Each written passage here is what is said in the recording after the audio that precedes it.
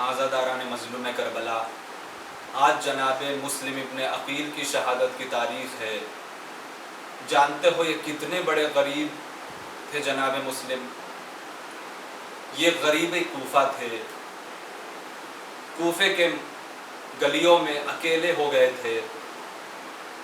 جب امام حسین نے اپنا مشیر بنا کر، اپنا سفیر بنا کر، اپنا نائب بنا کر، اپنا خلیفہ بنا کر کوفے والوں کے درمیان جب بھیجا خط کے جواب میں، مولا نے خود سے نہیں بھیجا تھا جناب مسلم کو، سارے لوگوں نے یہ اصرار پہ اصرار کیا تھا۔ 10,000 سے زیادہ جب خطوط کوفے سے امام حسین کی خدمت میں آئے، اور ہر خط میں یہی لکھا ہوا تھا کہ امام ہمارے پاس کوئی موجود نہیں ہے ہماری ہدایت کرنے کے لیے، ہم نے آپ کے بابا کے عدل و انصاف کی حکومت دیکھی، ہم آپ کی حکومت کو دوبارہ دیکھنا چاہتے ہیں، آپ کوفہ تشریف لے کے آئیے۔ تو امام حسین نے اپنی طرف سے اپنے نائب کو جناب مسلم ابن عقیل کو بھیجا، جو ان کے بھائی بھی تھے، جو ان کے وصی بھی تھے، جو ان کے خلیفہ بھی تھے۔ ان کے درمیان جب بھیجا اور کہنے لگے کہ دیکھو میرے طرف سے مسلم کو بھیجا جا رہا ہے، مسلم ہمارے خاندان میں سب سے زیادہ بھروسہ ترین انسان کو کہتے ہیں، لہٰذا جو بھی ان کے ہاتھ پر بیعت کرے گا گویا اس نے میرے ہاتھ پر بیعت کی۔ ہاں عزادارو، جناب مسلم آئے امام حسین کے خط کو لے کر، کوفے والوں کے درمیان آئے، کوفے والوں کے درمیان تبلیغ کیا اور سب کو تیار کر رہے تھے امام حسین کی نصرت کے لیے۔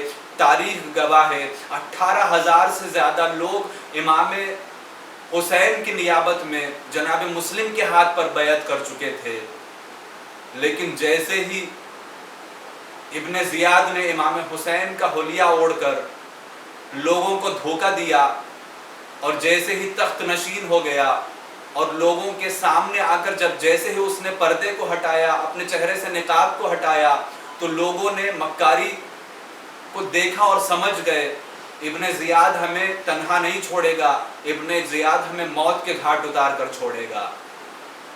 ہاں عزادارو، ابن زیاد نے تخت پر بیٹھ کر سب سے پہلا جو حکم نافذ کیا وہ یہی تھا، جو بھی انسان جناب مسلم کو پناہ دے گا اس کو قتل کر دیا جائے گا۔ ہاں عزادارو، اس کے بعد آہستہ آہستہ سب لوگ مسلم کا ساتھ دینا چھوڑ دیتے ہیں۔ جناب مسلم مسجد پہنچتے ہیں مغربین کی نماز ادا کرنے کے لیے۔ مغرب کے وقت دیکھا ہزاروں کا مجمع آپ کے پیچھے نماز پڑھنے کے لیے تیار تھا۔ مغرب کی نماز ختم ہو گئی، پلٹ کر دیکھا، مصافحہ کرنے کے لیے سوچا تو کیا دیکھا؟ 10 لوگ سے زیادہ لوگ نہیں تھے۔ اتنی غربت تھی جناب مسلم کی اتنی غربت تھی۔ ہاں عزادارو، ایک کو تنہا جناب مسلم ہو گئے۔ اب جب مصافحہ کر کے جب مسجد سے باہر نکلنے لگے تو جو مجمع چھٹتا چلا گیا، اسی مجمع میں ان کے 2 بچے بھی بچھڑ گئے۔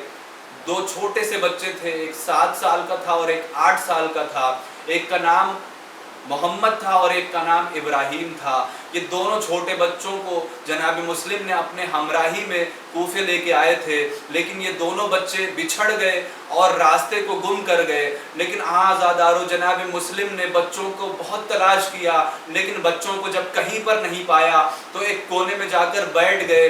بچوں کے کھونے کا اتنا غم نہیں تھا جناب مسلم کو، ایک غم جو مسلسل ان کے دل میں بسا ہوا تھا وہ یہ تھا کہ انہوں نے 18,000 لوگوں کو بیعت کرتے ہوئے دیکھا۔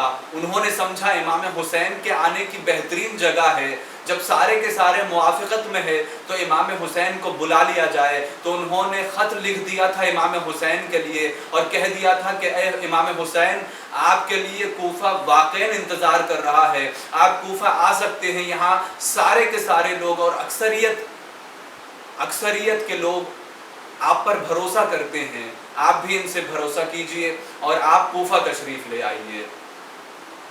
ہاں عزادارو، جناب مسلم نے جو خط لکھ دیا تھا اسی کا احساس تھا جو کوفے والوں نے جناب مسلم کے ساتھ دغا کی تھی، وہ برداشت نہیں ہوا جناب مسلم کو۔ وہ سوچنے لگے، تڑپنے لگے، ہائے میں نے اپنے ہاتھوں سے اپنے بھائی کو خط لکھ دیا تھا اور کوفے آنے کے لیے دعوت دے دی تھی، لیکن ہائے امام حسین اپنے بہنوں کے ساتھ اور اپنی بیٹیوں کے ساتھ آ رہے ہیں، کہیں ایسا نہ ہو کہ کل کے دن ابن زیاد وہی حشر نہ کر دے امام حسین کے ساتھ جو حشر میرے ساتھ کیا تھا۔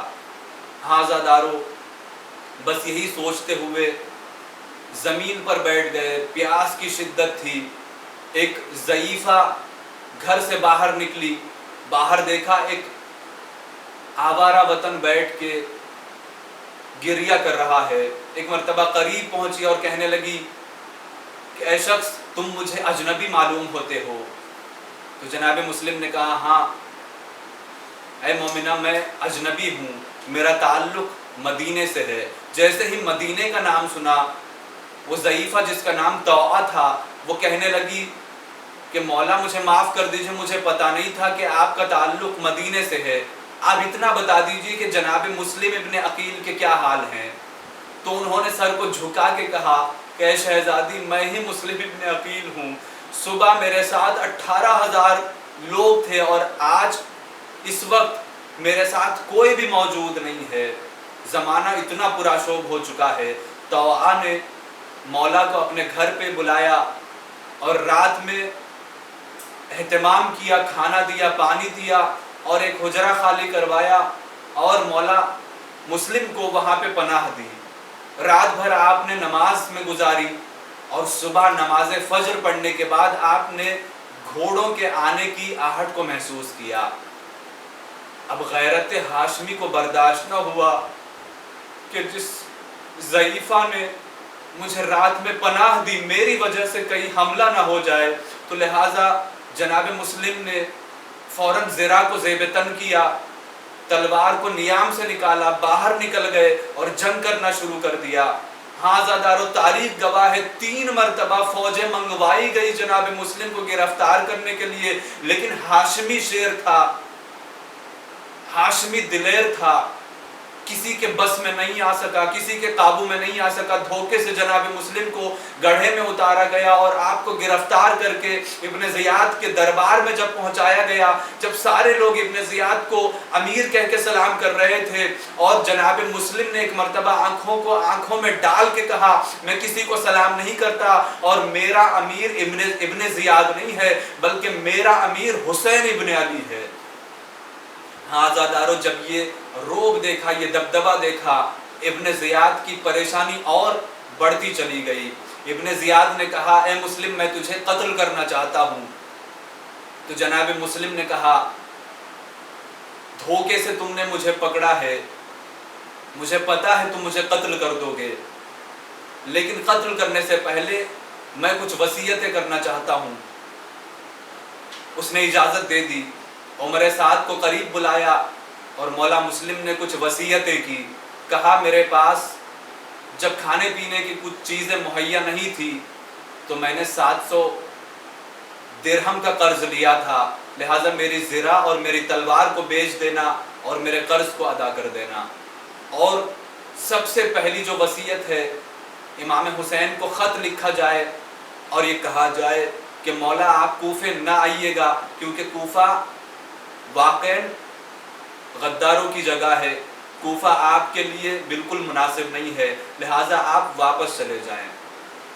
حاضہ دارو وصیتیں تمام ہو گئی۔ جناب مسلم کو ابن زیاد کے حکم سے کوٹھے کی بلندی پر چڑھایا گیا اور ظالموں نے آپ کو قتل کرنے کا ارادہ کیا۔ جیسے ہی قتل کرنے کے لیے تلوار کو اٹھایا، ادھر جناب مسلم نے مکے کا رخ کیا اور امام حسین کو سلام کیا۔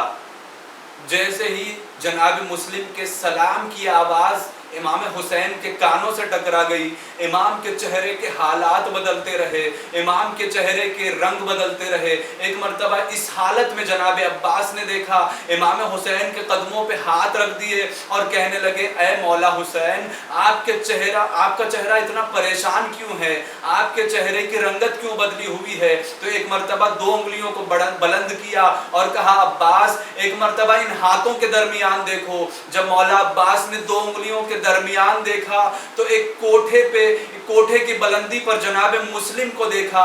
ارے ظالم نے آپ کے تن و سر میں جدائی کر دی اور آپ کے لاشے کو زمین پر گرا دیا, اور جیسے ہی آپ کے لاشے کو زمین پر گرا دیا گیا تو ایک مرتبہ مولا عباس نے پوچھا, اے مولا حسین یہ کس کا لاشا ہے جو اتنی غربت کے عالم میں کوٹھے کے اوپر سے گرایا جا رہا ہے؟ بس اتنا کہنا تھا. ایک مرتبہ امام حسین نے کہا, اے میرے غازی عباس, یہ میرے بھائی مسلم ابن عقیل کا لاشا ہے جسے پیاسا بے دردی کے ساتھ ارے قتل کر کے زمین پر گرایا جا رہا ہے. بس اتنا کہنا تھا. مولا عباس نے کہا, مولا آپ صاحب اعجاز ہے, مجھے بذریعہ اعجاز کوفے پہنچا دیجئے. ارے میں آپ کے بھائی کی لاش کو زمین پر گرنے نہیں دوں گا. بس اتنا کہنا تھا. امام حسین نے کہا, اے غازی عباس ذرا ایک مرتبہ کوٹھے کے نیچے دیکھو. مولا عباس نے دیکھا, ایک کالے برقعے والی بی بی تھی جو اپنے دامن کو پھیلا کے کہہ رہی تھی, اے میرے لال مسلم میرے آغوش میں آ جا, میں تیرے لاش کو بچا لوں گی. ہائے غریب, ارے تجھے پیاسا ہی شہید کر دیا گیا. انا للہ و انا الیہ راجعون, رضا بقضائہ و تسلیما لامرہ.